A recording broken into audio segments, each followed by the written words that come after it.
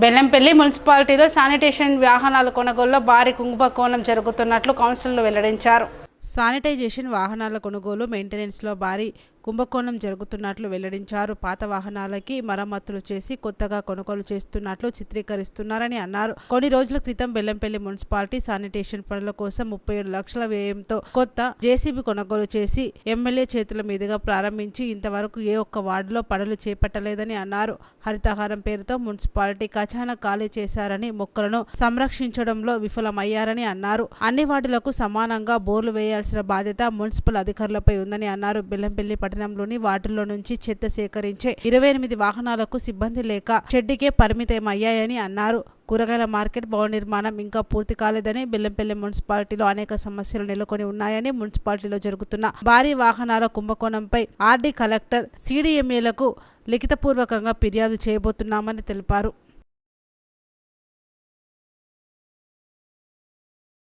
పట్టణ ప్రజలందరికీ కూడా నా యొక్క నమస్కారాలు. ఈ బెల్లంపల్లి మున్సిపాలిటీలో అనేకమైనటువంటి కుంభకోణాలు జరుగుతూ ఉన్నాయి. ఇక్కడ ప్రధానంగా చెప్పుకోవాలంటే జేసీబీలు, ఇది ట్రాలీలు తీసుకొస్తా ఉన్నారు. ఈ జేసీబీ వచ్చేసి ఇప్పుడు కొత్తగా తీసుకొచ్చారు 37 లక్షల రూపాయలు పెట్టి. దానిలో ఇంజన్ ఒకటి ఉన్నది, ఆల్టరేషన్ బండ్లు తీసుకొచ్చి ఇక్కడ పెట్టడం జరుగుతూ ఉంది. గత 25 రోజుల క్రితం దాన్ని ఓపెన్ చేయడం జరిగింది. అది ఒక ఉత్సవ విగ్రహం లెక్క నిలిచిపోయింది. 34 వార్డులలో ఏ ఒక్క వార్డులో కూడా కనీసం అది పోయిన దాఖలాలు లేనటువంటి పరిస్థితి. మరి గత సంవత్సరం ఆ 18 లక్షలు పెట్టి ఆ జేసీబీ తీసుకొచ్చారు. అది ఆల్టరేషన్ బండి ఒక్కరోజు కూడా ఏ వార్డులో కూడా తిరగలేదు. అదేవిధంగా 28 వెహికల్ తీసుకొచ్చారు. ఆ 28 వెహికల్ మెయింటెనెన్స్ లేక అవి తుప్పు పట్టిపోయే పరిస్థితికి వచ్చింది.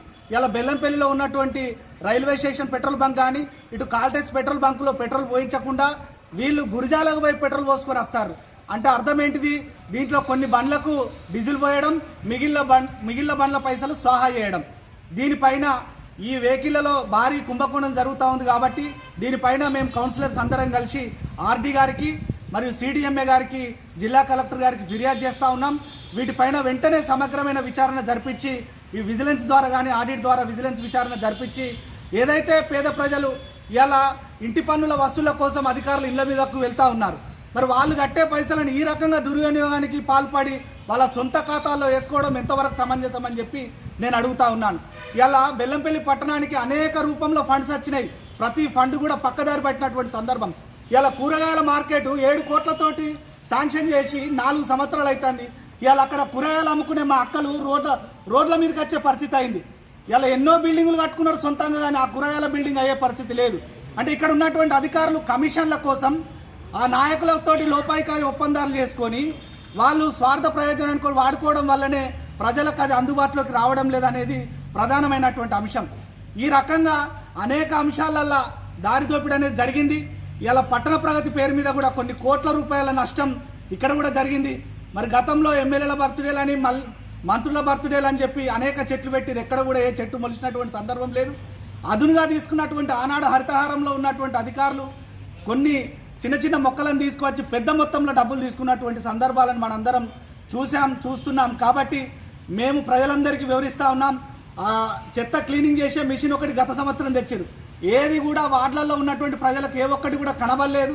ఖచ్చితంగా ఇక్కడ దాదాపు 10 సంవత్సరాల బట్టి ఒకటే అధికారులు ఉంటూ వాళ్ళు గతంలో ఉన్నటువంటి పెద్ద నాయకులతో ఒప్పందాలు కుదుర్చుకొని మరి వాళ్ళు అనేక కమిషన్లు తీసుకొని మాకేదైనా అన్యాయం జరిగినప్పుడు మమ్మల్ని కాపాడడానికి పెద్ద చేతులు ఉన్నాయని చెప్పి నిస్సిగ్గుగా ఇవాళ ప్రజాధనాన్ని వాళ్ళు దుర్వినియోగం చేసిర్రు.